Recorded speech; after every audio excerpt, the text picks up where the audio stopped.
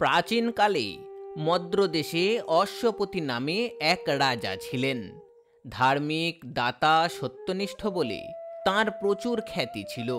বিবাহিত জীবনে অনেক দিন সন্তান না হওয়ায় রাজা সন্তান লাভের আশায় কঠোর তপস্যা করতে লাগলেন। 18 বছর কঠোর সাধনার পর তিনি আরাধ্য দেবী সাবিত্রীর দেখা পেলেন। দেবী রাজাকে এক তেজস্বিনী, রূপবতী ও গুণবতী কন্যা লাভের বর দিয়ে অন্তর্হিত হলেন। কিছুদিন পর রাজার ঘর আলো করে রানীর কোলে চাঁদের মতো সুন্দর ফুটফুটে এক কন্যা সন্তানের জন্ম হল। সাবিত্রী দেবীর অনুগ্রহে কন্যা সন্তান লাভ করেছেন বলে রাজা অশ্বপতি তাঁর নাম রাখলেন সাবিত্রী। সাবিত্রী এতটাই সুন্দরী ছিল যে তাকে প্রায়শই একজন স্বর্গীয় কুমারী হিসাবে বিবেচনা করা হতো। কোনো পুরুষই তার কাছে বিবাহের হাত চাইতে সাহস করত না। এক শুভ দিনে সাবিত্রী স্নানের পর দেব পূজা সম্পন্ন করে পিতাকে প্রণাম করতে গেলেন। মূর্তিমতী লক্ষ্মীর মতো মেয়েকে তখনও বিবাহ দিতে পারেননি ভেবে রাজা বিষণ্ণ হলেন। তিনি সাবিত্রীকে বললেন, মা, তোমার বিবাহের বয়স হয়েছে, অথচ তোমার পাণিপ্রার্থী হয়ে কেউ আমার নিকট আসেনি। যাকে তুমি পতি হওয়ার যোগ্য বলে মনে করবে, আমি তার হাতেই তোমাকে সমর্পণ করব। পিতার কথা শুনে লজ্জিত হয়ে সাবিত্রী ফিরে গেলেন। কয়েকদিন পর পিতার নির্দেশ মতো সাবিত্রী বৃদ্ধ মন্ত্রীদের সঙ্গে রথ নিয়ে বেরিয়ে পড়লেন। বিভিন্ন তীর্থস্থান ও রাজর্ষিদের তপবনগুলো ঘুরে বেড়ালেন তিনি। এইভাবে কিছুকাল ভ্রমণ করে তিনি রাজধানীতে ফিরে এলেন। পিতার সঙ্গে সাক্ষাৎ করতে গিয়ে সেখানে দেবর্ষি নারদকেও দেখতে পেয়ে উভয়কেই তিনি প্রণাম করলেন। অশ্বপতি তখন নারদকে বললেন, নিজের যোগ্য পতি নিজেই খুঁজে নেওয়ার জন্য সাবিত্রীকে দেশ ভ্রমণে পাঠিয়েছিলাম। এইমাত্র সে ফিরে এলো। তারপর সাবিত্রীর দিকে মুখ ফিরিয়ে বললেন, কাকে পতিরূপে বরণ করতে মনস্থ করলে মা? দেবর্ষি নারদের সামনে নিজের পতি নির্বাচনের কথায় সাবিত্রী নিতান্ত জড়সড় হয়ে বললেন, আমি দুম্মৎসেনের পুত্র সত্যবানকে মনে মনে পতিরূপে বরণ করেছি। শাল্যদেশের রাজা দুম্মৎসেন।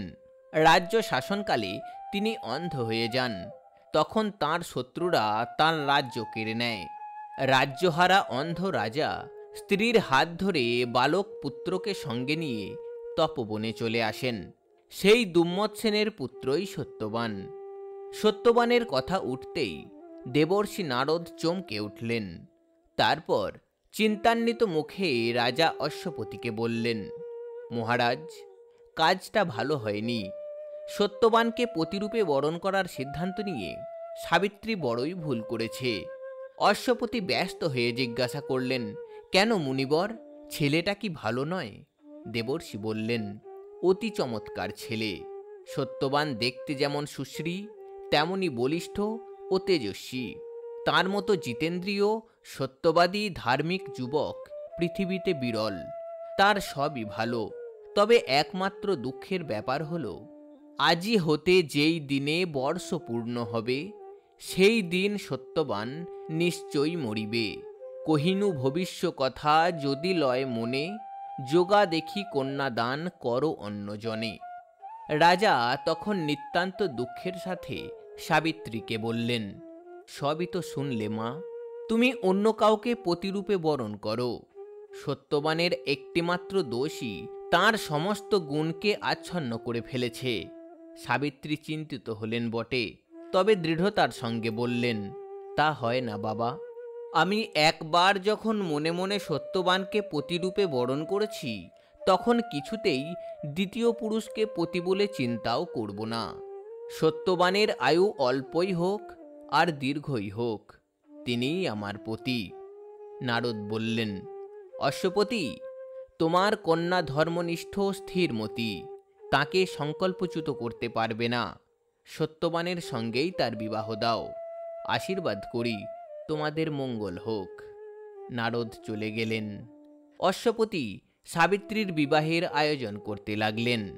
শুভ দিন স্থির করে বিয়ের প্রয়োজনীয় জিনিসপত্র এবং পুরোহিত সমেত রাজা সাবিত্রীকে সঙ্গে নিয়ে তপবনে পৌঁছে দুম্মত সেনের সঙ্গে দেখা করলেন।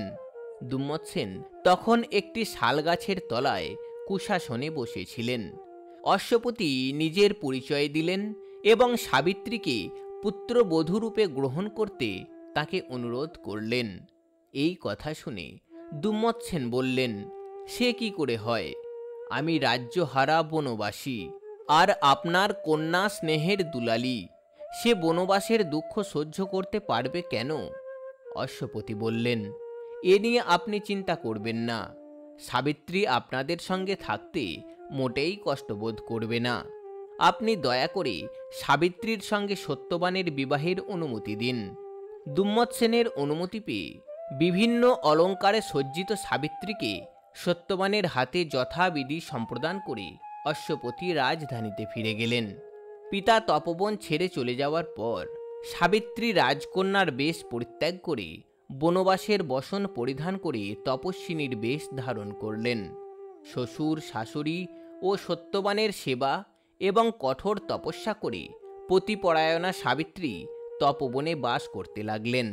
তবে এক মুহূর্তের জন্যও নারদের কথা তিনি ভুলতে পারেননি। সত্যবান 1 বছর পর তাকে ছেড়ে চিরতরে বিদায় নেবেন। বছরের শেষ ঘনিয়ে আসতেই সাবিত্রী ভীষণ বিপদের চিন্তায় ক্রমেই ব্যাকুল হয়ে উঠলেন। সত্যবানের আয়ুষ্কাল আর মাত্র 4 দিন। তাই সাবিত্রী স্থির করলেন এই কয়টি দিন তিনি কঠোর তপস্যা করে কাটাবেন। 3 দিন অনাহারে থেকে ব্রত পালন করবেন। পুত্রবধূর সংকল্প শুনে দুম্মত সেন বললেন, বৌমা, একই সংকল্প করেছ তুমি? 3 দিন না খেয়ে থাকতে যে তোমার খুব কষ্ট হবে মা।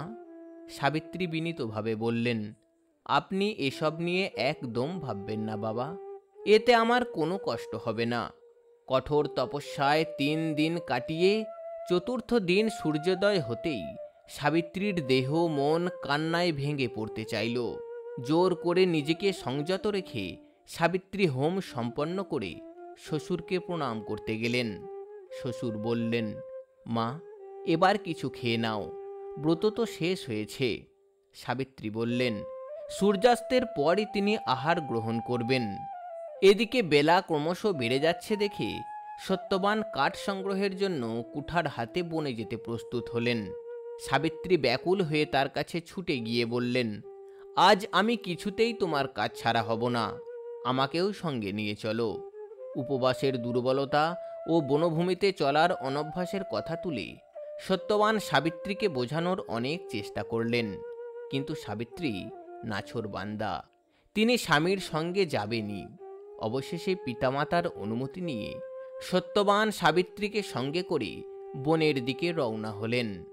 চলতে চলতে তারা গভীর বনে প্রবেশ করেছেন। এদিকে বেলা পড়ে এলো দেখে সত্যবান কাঠ কাটতে গাছে উঠলেন। সাবিত্রী সর্বক্ষণ তাকে লক্ষ্য করছেন। কাঠ কাটতে কাটতে সত্যবান অসুস্থ বোধ করে গাছ থেকে নেমে এসে বললেন, সাবিত্রী, আমার মাথায় ভীষণ যন্ত্রণা হচ্ছে, শরীর ভেঙে পড়ছে, বুক যেন ফেটে যাচ্ছে আমার, আমি আর দাঁড়িয়ে থাকতে পারছি না। এ কথা বলেই সত্যবান গাছতলায় শুয়ে পড়লেন। সাবিত্রী ধীরে ধীরে স্বামীর মাথাটি কোলে তুলে নিয়ে বসলেন। সঙ্গে সঙ্গে সত্যবান হয়ে গেলেন জ্ঞান শূন্য। সাবিত্রী স্থিরভাবে বসে ভাবছেন, অবশ্য আসিবে হেথা কৃতান্ত কিঙ্কর, দেখিব কেমনে লয় আমার ঈশ্বর।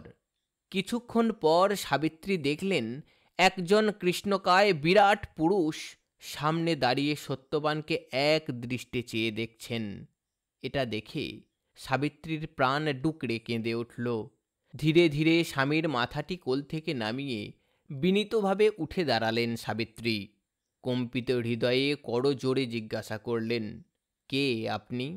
কি জন্য এখানে এসেছেন? সেই ভয়ঙ্কর পুরুষটি গম্ভীরভাবে বললেন, তুমি পতিব্রতা ও তপপরায়ণা, তাই আমি তোমার কথার উত্তর দিচ্ছি। আমি যম, আজ তোমার পতি সত্যবানের আয়ু শেষ হয়েছে, তাই আমি তাকে নিয়ে যাবার জন্য এসেছি। এ কথা শুনে সাবিত্রী বললেন, শুনেছি এসব কাজ আপনার দূতেরাই করে থাকে, তবে এক্ষেত্রে আপনি কেন এলেন? যম বললেন, সত্যবান সদ্গুণ ভূষিত পরম ধার্মিক, তাকে নেওয়ার জন্য দূত পাঠালে অন্যায় হবে, তাই আমি নিজেই এসেছি।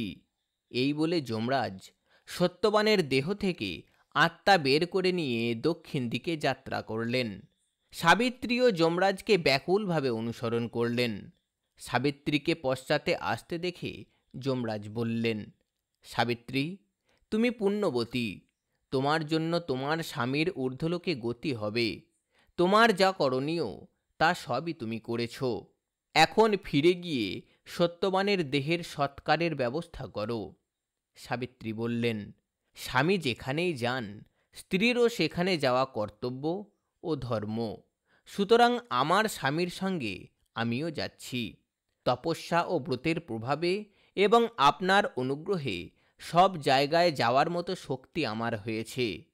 যমরাজ বললেন, সাবিত্রী, তোমার কথা শুনে আমি তুষ্ট হয়েছি।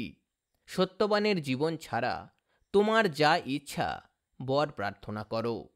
সাবিত্রী বললেন, হে ধর্মরাজ, যদি বর দেবেন তবে এই বর দিন যাতে আমার অন্ধ শ্বশুর পুনরায় দৃষ্টিশক্তি ফিরে পান। যমরাজ বললেন, তাই হবে। তুমি পরিশ্রান্ত হয়েছ, এখন ঘরে ফিরে যাও। সাবিত্রী বললেন, পতির সঙ্গে চলতে কি সতীর কখনো ক্লান্তিবোধ করে? পতি যে তার একমাত্র গতি। যমরাজ সাবিত্রীর কথায় মুগ্ধ হয়ে তাকে সত্যবানের জীবন ছাড়া আরও একটি বর দিতে চাইলেন। সাবিত্রী এবার শ্বশুরের হারিয়ে যাওয়া রাজ্য উদ্ধারের বর চেয়ে নিলেন। এরপরও সাবিত্রীকে সঙ্গে আসতে দেখে যমরাজ তাকে পুনরায় বর প্রার্থনা করতে বললেন। সাবিত্রী এবার তার অপুত্রক পিতা অশ্বপতির জন্য শতপুত্র প্রার্থনা করলেন। যমরাজ বললেন, তাই হবে। আবারও সাবিত্রীকে সঙ্গে আসতে দেখে যমরাজ তাকে বললেন, দেখো, তুমি বহুদূর এসে গেছো, এখন তুমি ফিরে যাও। সাবিত্রী বললেন, আমি তো আমার স্বামীর সঙ্গেই রয়েছি, দূর আর কোথায়? তাছাড়া আপনার মতো ন্যায়পরায়ণ ধার্মিক আর ত্রিভুবনে কেউ নেই। আপনি ধর্মরাজ, আপনার সঙ্গলাভ তো অতি দুর্লভ। সাবিত্রীর কথায় যমরাজ অত্যন্ত তুষ্ট হয়ে তাকে আরও একটি বর দিতে চাইলেন। তাই সত্যবানের জীবন ছাড়া সাবিত্রীকে যে কোনো বর প্রার্থনা করতে বললেন। এবার সাবিত্রী নিজের জন্য 100 পুত্র প্রার্থনা করলেন। যমরাজ খুশি হয়ে বললেন, তাই হবে মা, তুমি শতপুত্রের জননী হবে।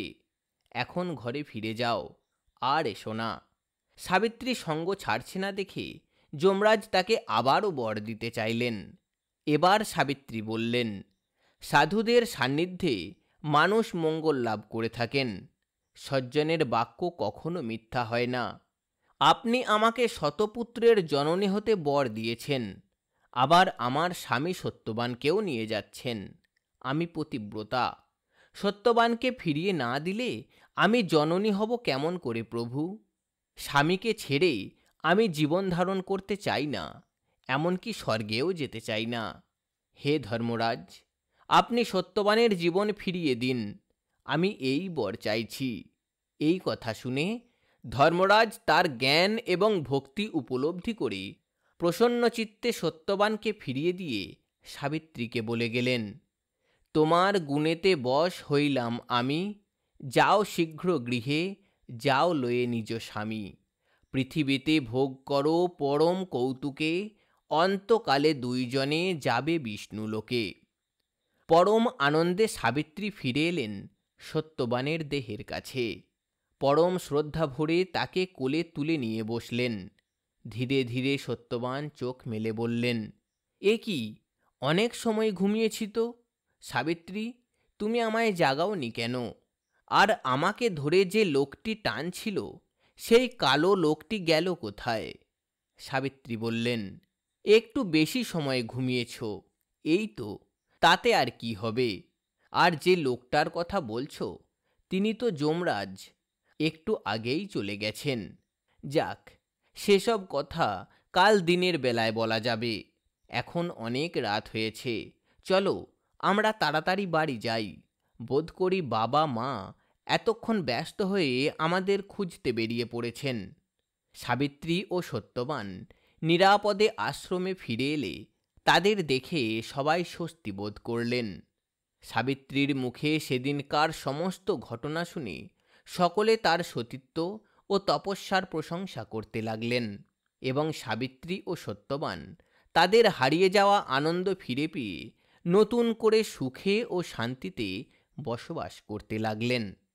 হিন্দু ধর্মে সতীত্বকে নারীত্বের চির উজ্জ্বল আদর্শ হিসাবে গণ্য করা হয়। তাই সতী সাধ্বী পতিব্রতা রমণীগণ এই সমাজে যুগ যুগ ধরে নন্দিত হয়ে আসছেন। এভাবে যেসব পতিব্রতা রমণী অশেষ দুঃখ কষ্ট ভোগ করেও পতি ও তার পরিবারের কল্যাণ সাধন করে প্রাতঃস্মরণীয়া হয়ে রয়েছেন, সেই সব মহীয়সী নারীদের মধ্যে সাবিত্রী অন্যতমা। বন্ধুরা, সাবিত্রীর পতিব্রতা সংক্রান্ত ভিডিওটি এখানেই শেষ করলাম। ভিডিওটি যদি আপনাদের ভালো লাগে তাহলে অবশ্যই একটি লাইক করবেন এবং চ্যানেলে নতুন হয়ে থাকলে চ্যানেলটিকে সাবস্ক্রাইব করে পাশে থাকবেন। ফিরে আসবো নতুন ভিডিও নিয়ে। ভালো থাকুন, সুস্থ থাকুন। নমস্কার।